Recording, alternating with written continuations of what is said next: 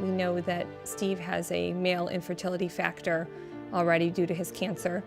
So we said we really just don't even know how to get the ball rolling and where to start. We did intrauterine insemination, and I went for that. I'd never been through that process before. They do the insem and we wait, and nothing. Not pregnant. It's like 6, 7, and 8. Yeah, three more, and yet again, no pregnancies.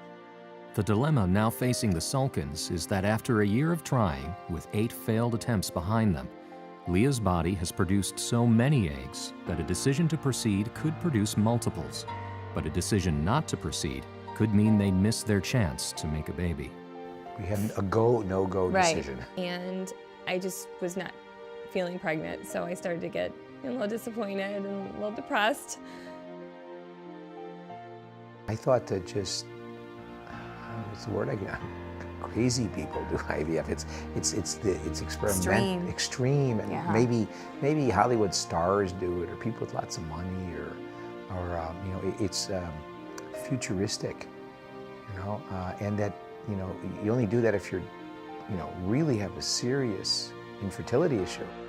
I don't think it's really commonly known that there have actually been over 3 million IVF babies born since the first IVF baby, Louise Brown, was born back in 1978.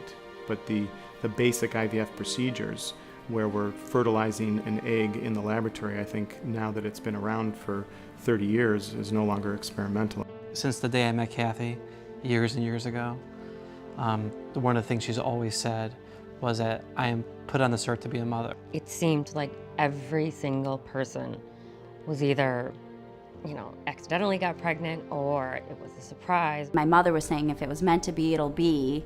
And I kept thinking, well, if it was meant to be, I wouldn't be doing this. And when I got those results from my sperm count, it was actually very devastating. Very devastating. My mom always says, God only gives you as much as you can handle. And even though you think you can't, that's the test that you get put through. And I remember chasing her around the hotel room with the shots and her crying, saying, I'm not gonna do this, I'm not gonna do this. The doctor's given us a checklist. Let's go down it, follow it accurately, and if we do everything we're asked to do, It might work.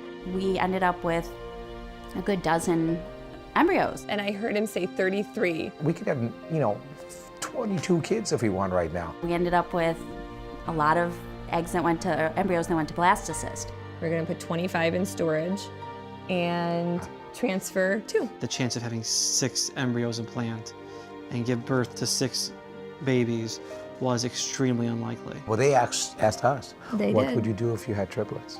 And I tell you, I still can't give you the answer. Part of it is getting pregnant, staying pregnant.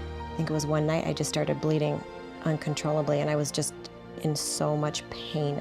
And she said, but you sound upset. And I said, well, I'm bleeding. She said, you meet me at the clinic. I said, we need to go to the hospital right now. It all happens so fast. Like, it seems it's preparation, and then all of a sudden. I said, oh my God, where are the heartbeats? prior to that, this was all theory. You know, on paper we're doing this, chemically this is happening. And then when that happens, it's really, you know, it's the big leagues. What do you think about what Mommy and Daddy did to get you? Is it cool? Yeah. Yeah. And you know, we did it because we love you so much. We really wanted you, really hard.